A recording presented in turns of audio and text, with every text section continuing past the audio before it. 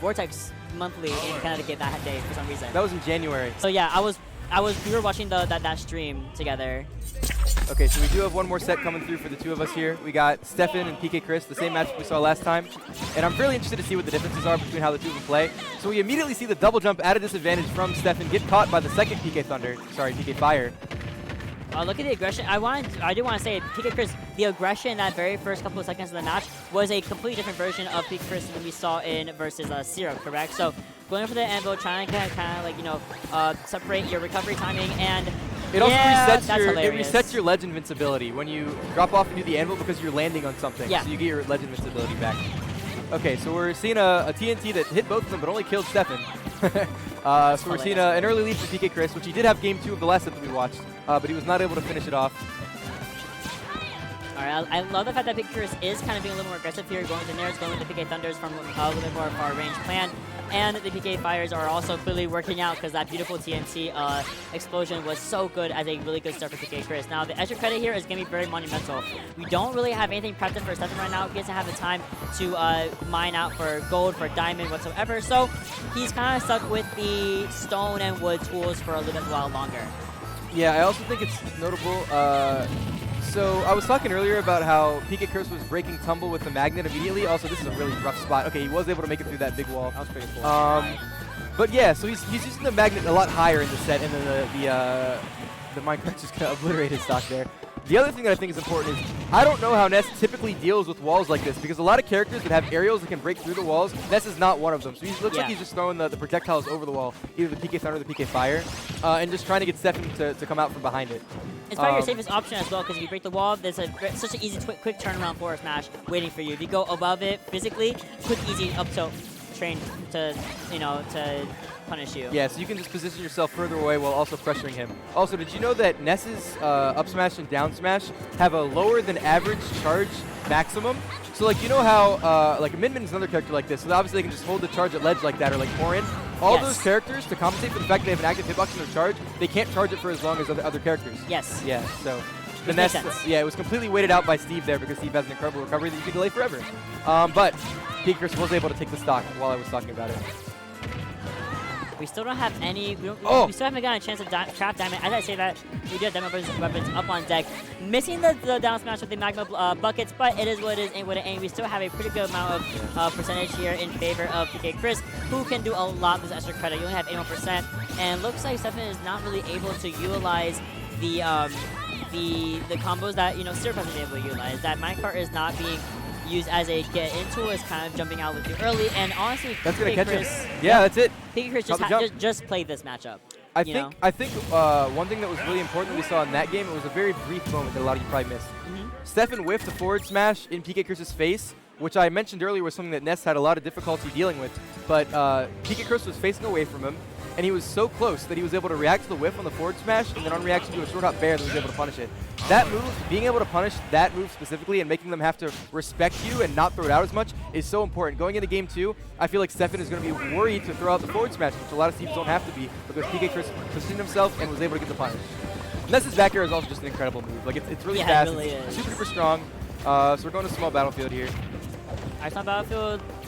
Same amount of platforms, but 2 platforms as I just told, but I think Ness is just one of those that can be really flexible with those 2 options regardless of those 2 platforms. So down tilt to kind of negate the recovery for a second there, barely making it to ledge, but thankfully Steve is Steve. But we stayed there for a little bit too long, get hit by the back air, and that was not a good recovery. A little bit up there. Okay, so he was able to hit, he was able to stuff out the yo-yo with his own aerial, which is really good. That is consistent. Smart. That move has very low priority. Hitting it with any hitbox will cancel it out. Alright, placing it smartly on that dirt block from the PK Fire is so good. Steffen's kind of chilling out here on ledge. I was only a limited amount of tools to really utilize, especially because there is kind of like this weaker one regardless. So getting caught the upper once more. The PK Thunder to blue, and another one here to another one. Can we get another one? No, not 3 in a row, but 2 is enough to secure a nice dark amount of percentage for us for PkChris. Yeah, I'm not really sure what Steffen's looking for to like to win neutral here. He's just kind of been mining in the corner, and then I mean he's mine carting in, but I mean I don't know. That's like the start and end of his neutral here is just okay. I'm gonna mine in the corner until they jump, and then I'm gonna minecart. So we got the bonk off the wall. Is he gonna be able to drift to the ledge? Yes! Oh wow! PkChris actually makes it back, and he punishes a forward smash on shield there. He was in the corner, so there wasn't as much shield knockback. So he was able to do the forward air out of shield, and then stuffing out the startup of the bear with his own nair. Taking the first stock is PkChris. That was just good timing on PkChris because thankfully the blocks did disintegrate before he was able to just kind of free fall onto the platform, onto the ledge. So it worked out very beautifully in his favor. Now again, we do have PkChris in a very good lead here, going with the flash into the comboing off of PK flash. Yeah, exactly. That's crazy. Oh, he gets the forward air spike. You're gone. Yeah, that's he combos off the too bad, though. lingering minecart there. No, he's in a good spot. I mean, I was going to bring up how at the start of this game, he just immediately got off to a good start, as we saw the last 2 games he played against Steve. But he's now currently at a deficit. I do want to mention that Steffen was low on resources there and was able to choke out or stuff out the down smash approach from Steffen, from Steffen. What can we see here? Well punished at the anvil. You're trying to reposition yourself. Absolutely not. But there's a forward throw. You're off stage. You're going to get a little more materials, but not enough. Look, only 2 more iron blocks at your disposal. Can we get out the recovery? Get yourself out the recovery option. He can still make that back. It got halved, but he was close enough that he could still make it back. Yep. Yeah. That's a positioning that you want to just set up for ledge trap. It's not worth it to go for anvil there, unless you can get out before the move comes out, before the uppy rocket comes out. Then it would just obliterate him because it's so powerful. Okay, back through here, not going to kill, but it does set up a ledge trap. He's been getting a lot of mileage off of the tail of that PK Thunder when he's been, messing with Steffen's recoveries. I'm trying to go for the up smash, tries to go around. Oh my gosh, he missed it! We are not able to turn ourselves around. Ledge hang. He definitely could have grabbed that. I don't know how he missed that. Let's give it, let's take it. That move's exactly so good what happens. Just a small input error for Steffen that could be quite costly. We'll see if he can take the stock here to even it up, or if he's going to have to go down another game to PkChris and end the set. It is doable, absolutely doable for Steffen to just take this back and make it more of a situation. But with the PK flash and forcing out the minecart, forcing out the anvil, you have 1 iron at disposal. Do you want to use it for anvil or do you want to use it for minecart? That's the real dilemma today. Now we use it for minecart, we get another one back, and we have reinforced rails as well with the gold bar. I feel like he could have grabbed that, but maybe I'm just a scrub and I would have got spot dodge forward smashed. But anyway, he does take the stock with the diamond dash attack there, crafting a diamond pickaxe right there in the corner. Minecart to enter, try and get the. You saw the start of that forwarder coming in from the diamond pickaxe. Tech though. Like enough, beautiful tech to get back to center stage and try to get some stage dominance. Beautiful nair as well. This could be it if he gets the back air. He didn't get it. That's the back air that he's been landing all day on Steve's. Oh, the really greedy dare that puts him in disadvantage. That was really bad. Okay, he did live that. I can't believe he ran off with that dare. That was so bad. He can make this if he recovers smartly. He can get back to the stage. That's it. That's it. Yeah. Okay. That runoff dare was so costly. That's literally the reason that whole disadvantage state came because he had a greedy dare. He was winning for so long. he was winning. He was Steffen SD too. And wow. Unfortunately, sometimes we get a little bit too greedy. We think we're winning, and actually we're not. We have to be careful with our dares. I keep thinking there's a little like nail that's like it's a big nail on the table that is the size of a dime, and I keep looking down and thinking it's a dime. Thinking you're gonna pick it up? I'm trying to pick it up, maybe that's not a dime. All right, FD is our next pick today. Yeah, so this is a Steve classic, but this is obviously the choice of PkChris here. What do you think he's thinking going into picking FD here? Personally, I'm a big FD fan. I love no platforms. I love just having the most rawest amount of damage out of like battle output where you're really up close and personal, and there's no getting away from anything. Yeah. Unfortunately, you're playing with Steve.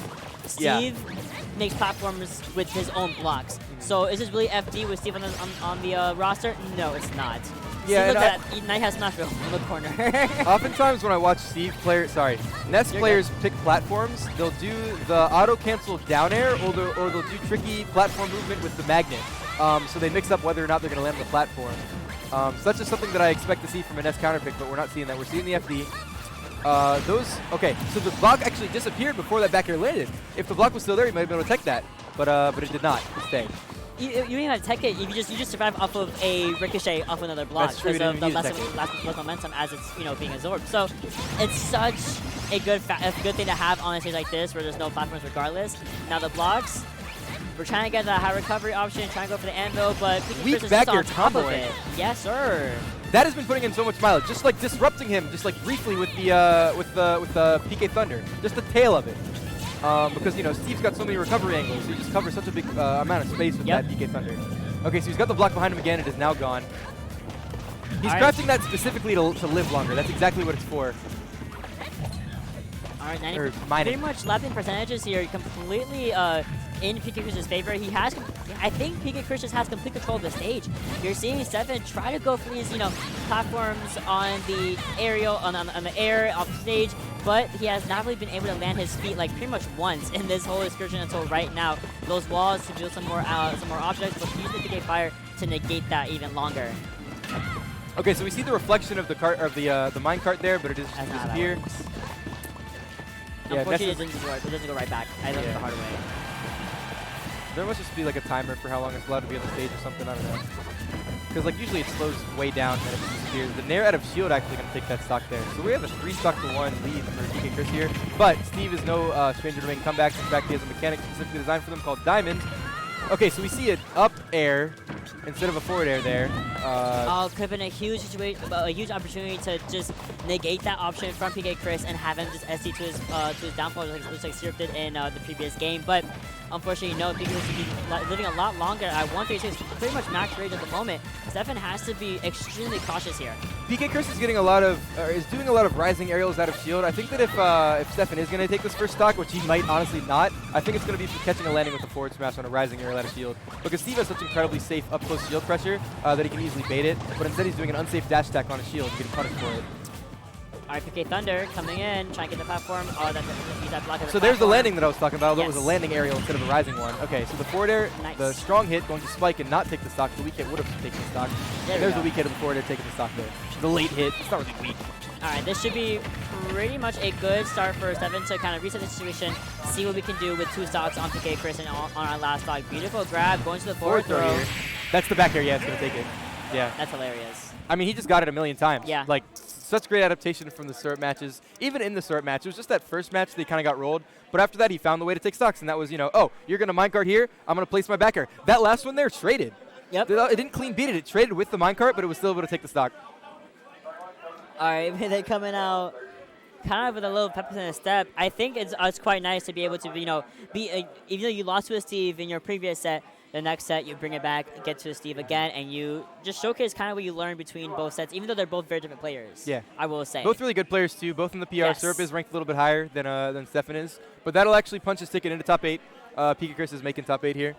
And I'm going to see what else we got going on for top 8, because I believe we're going to swap to another set of casters before the next set comes up. But what we do have is Zomba versus Guy in winners of top 8. Yep. We have Vivi versus Syrup in winners of top 8. We have, I believe, MPG versus Carflow in losers of top 8. And then BD Bean will fight PkChris, who has just punched his ticket in. Are we? Okay. So you want? I'm going to cut to a quick break. Quick break? Are we cutting to a break or are we stopping?